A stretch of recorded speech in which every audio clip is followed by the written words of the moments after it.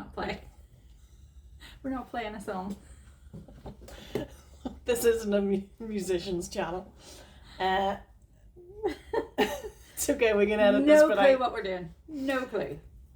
Again, I'm very close and you're very far away, but that's all right. Do you want me to You're sit actually on your close knee? to me. It's just sit on my knee. Anyway, Is that better? that's better. You're still very low down. Because I'm shorter than you. Hey, do you want me to sit Oh, on that? actually, you know, that's what it is. You are actually Is that- much shorter that than bit? me.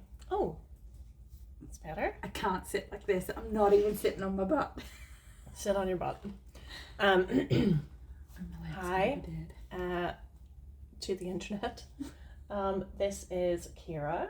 I am Naomi. And this is our first time doing this, I guess. And we are, what are we calling it? We're calling it Witchworth for now because we're both practicing witches. And we wanted to bring out to the community, I don't know, we have been looking to do this for a while. Podcast / video of just chats, witch chats from middle-aged women I have on no idea what they're doing. on witchcraft and all things witchy, divination, tarot. We're in my witch room, as you can see in the background, and that's it really. So we were just doing an introduction to start with. Could you imagine if my work find this? Mine too. Yeah, be weird. Also, that's now on camera, so they'll be like, oh. But you know what? We actually don't care. No, we the don't whole care. point. We're just uploading it because we have to. So it might be a hot mess. That's okay. We're not going to play it back because we don't want to. And we're not we're not pretending to be professionals. We just want to share our experiences, what we do in the craft, a little bit of normalcy around it, and just sharing some of our wisdom and knowledge. And Which implies we have wisdom to share. we do. Hence the grey hair. Yeah. This is my crone. This is our hat. Witchy, We're in our crones. Well, we're not quite crones. but I we'll go feel with it. hags. Hags probably a more. Yeah. Yeah, so this is what it is. It's called Witchworth. We may change it.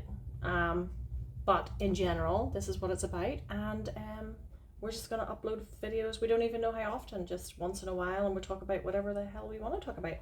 So, Maybe we'll be lucky enough to get people on to interview, to share their knowledge and wisdom. Yeah, we'll just play it by ear. If you're watching this and you have any ideas of what you want to see or what you want to know or what you want to learn about, let us know. so that it for introductions, pretty good. So, where are we going to start? Where do we start? How about, so we both have slightly different witch journeys. Yes. So how about maybe you share a little bit about your witch journey, how Okay. you started on... So how did I start out in the path. craft? I was 14 and I'm from Northern Ireland, hence my accent, but I'm in Australia. So we're coming to you from Queensland actually. And Kira's from Ireland too, but she was raised in Australia for most of your childhood, right? No.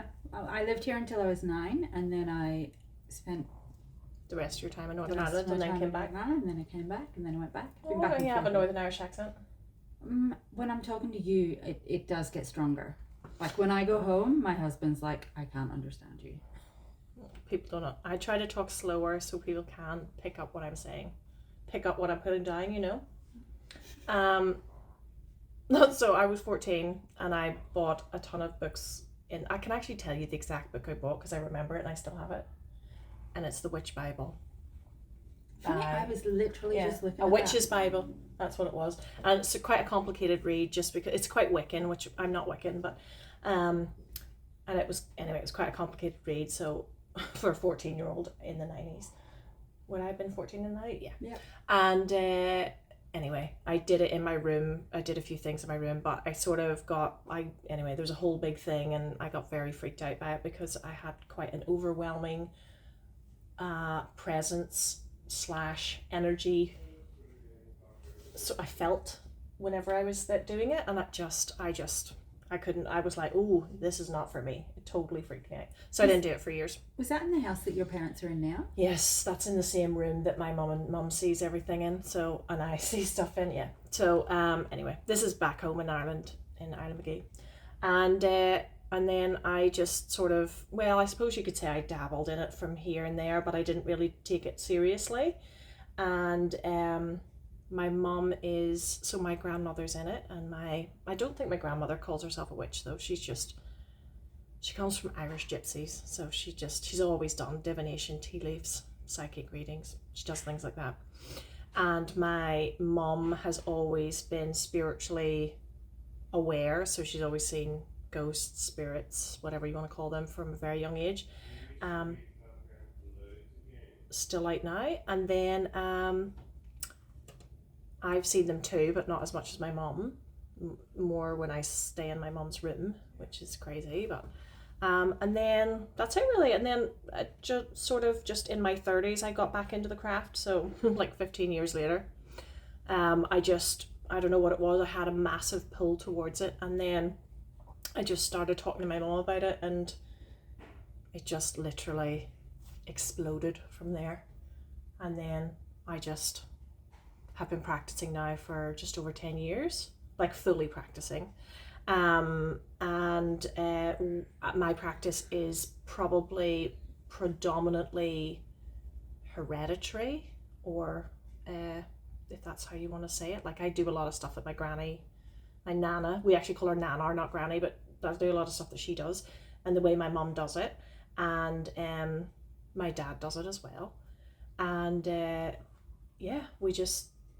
I do it that way, but I read a lot of books and I pick up things, and so I suppose my craft is very, I wouldn't say unique, but it's more experimental maybe, or it's done through experience and reading, how most crafts are done. So I don't follow pagan path, I don't follow a Wiccan path. I suppose very much so a solitary. Traditional in the sense of my family tradition, like traditional witchcraft in that sense, like going back to very basic witchcraft, as in we don't follow like threefold law, we don't follow that you can or can't do, there's no gatekeeping in it, there's no coven rules in terms of like what you can or can't practice, but you have to have integrity and ethics when you're doing the craft of any kind, and we just learn, we just sort of do it that way. Does that make sense? That was a bit blabbery, but that's okay. I think it makes sense. Well, that's all right then. Well, if one person does. So that's really how my craft journey started, from young age, but my family are in it anyway. But I freak myself out with a lot of things. I don't know. I don't know whether I was very spiritual and didn't realize, and then I shut all of it off because it freaked me out. But I saw things in mirrors and stuff, and it really it gave me bad juju vibes. I was like, no thanks. I was like, well, this is not for me. So that's why I was like, I'm not prepared to see things like that. Do you still get bad juju vibes? Yeah. Like, do you still do some things now in the craft, in your practice, and go, oh no, that's not for me? No. Maybe I made peace with it, or maybe I just or maybe it's because I have more knowledge around the subject, so I know what I'm feeling, whereas before, even though my mum's never hidden it, like my mum's always been open about it, it didn't occur to me to talk to her about it, and I don't think it occurred to her to talk to me about it. So when I saw things in the mirror, it just made me feel really uneasy, and I just didn't like it. I didn't want to be visited by anybody, and also it wasn't it just wasn't even a nice like it didn't feel like a comforting presence anyway. It just felt very just not, I just did not like it. So that's the only way I describe it. I just remember being very, very panicked over seeing things, and I didn't like it, and then it almost made me feel like I was having nightmares. Yeah. So I just was like, that's not for me, that sort of thing. That just meant that part of it wasn't for me, but I was like, nope, put everything down. I just put everything under my bed, and I was like, yeah, maybe look at that in 15 years time. And you did, and I did. So yeah. So, yeah, I couldn't even explain it because I'd really have to do probably some deep meditations to go back and really understand what it was I was seeing or feeling, but don't know. I was too young. I was only 14. Like at 14, everything freaks you out. Yeah. Plus the craft, I think, was out at that time. Sure was. And it just was like, I don't know, I thought demons were after me. I was like, oh no, it's not for me. Well, that's it. Like, that's the era that we grew up with. You know, the Craft movie came out. You had Charmed. Yeah. You had Buffy the Vampire Slayer. Like, all Big of that. Buffy van. Like, that was a big cult when we were growing up in Yeah, the it was, 90s. yeah. Um, So I think that probably played a part in how you felt when you saw things. Because the only thing you have to go off is reference of Buffy the Vampire Slayer, right? Yeah. Or and a lot of the that was craft and scary different things. stuff. So when you have no knowledge around the subject, and I didn't think to say to my mum, I was just completely put off by it. I was like, that is not what I expected, and I just don't like it. So I always believed in it because obviously I saw them from very young, but it wasn't something I wanted to pursue. I was like, I most definitely don't want to pursue that. Yeah. And anyway, when I was about 5, a doll winked at me, and that really freaked me out too. And I remember that very vividly as well. And that was before Toy Story came out. But like, I remember I collected these little Cabbage Patch type of dolls. Remember them? And it obviously didn't wink at me, but in my mind it did. It might have. I snuck up on it because I think my toys talk when I'm not there. And I was about 5. I might even have been younger than that. And I swear to God, it turned its head and winked at me, and I went into a panic. I think that's probably where it started.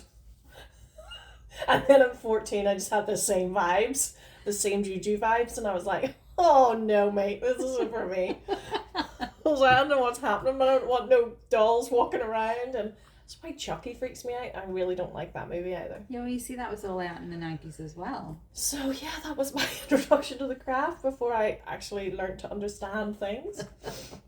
So yeah, I just hid it from everybody. I was like, oh no. No, thank you. And that was it. So now I don't have that obviously issue, and I obviously talk to my own kids just in case they have the same things. So I'm like, by the way, just in case, don't be worried about seeing things in the mirror. Just come to me and say to me, and we'll just talk about it. Yeah. Yeah. You're not mad. I think that's a really important lesson to learn yourself and something to instill in your kids, you know, to not be afraid to come and talk to you about anything that they see or feel, and not just with the craft, but with life in general, you know, because they're exposed to so much these days. Yeah, I think as well too, like, we were like scaredy cats when we were young as well, right? Because oh no, I definitely was. Well, you grew up totally differently to me. Absolutely. I had a very open family, like, you know, there was nothing sort of off limits or anything, but I don't know, it just didn't occur to me to say anything. And it wasn't that I was too scared to say anything, it just never occurred to me to mention anything. I just shut it down mentally, like, and put a block in, which then took years to remove the block because when I started out on the craft again, I found I had mentally put that block in to like completely block spirit and block any sort of connection. So it took, it took a long time to remove. I still don't know that it's fully removed. So I don't know. But I knew I'd put that on myself though. I was like, see, I've done that from a young age when it freaked me out and I couldn't deal with seeing it. Yeah. So yeah, that was it. So what about you had a totally different upbringing to me though? Very different. So I was brought up in a very religious family. Anything to do with witchcraft was associated with devil worshipping, and you know, if you even looked at the craft or charmed or anything like that, you know, you were going straight to hell. And so I wasn't open to any of that. In saying that, with that sort of upbringing, I think it kind of opened me up to like the spiritual aspect of it, because obviously the religion that we were brought up in was very spiritual. But it was dampened down a lot. Yeah. You know, because of that. But so I think I've had some sort of, I guess, toe dipped in the water from a very early age. But I was like you, I was too scared to even think about it or look into it or research it or anything like that, because the fear was literally put into us right from the get-go. And that's fine, you know, that was obviously my parents' beliefs and that's how they chose to raise us. But now as a grown woman, I can make my own choices around it, and it's taken me a long time to come to that realization. You know, I haven't been on this journey anywhere near as long as you, in the sense that I only sort of started dipping my toe more into the craft 18 months ago, and Naomi has been very kindly guiding me on that path and teaching me and showing me how to do things. And you know, it's just a progression that I'm going through. Yeah.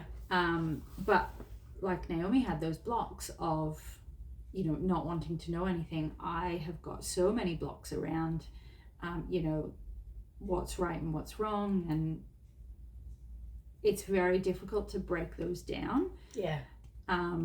But you know, like I said, it's a work in progress, and I'm constantly working on that and just trying to push through them, and you know, sitting in meditation and feel all the feels around it as well, and questioning why I feel like that and why I have those beliefs and whatnot.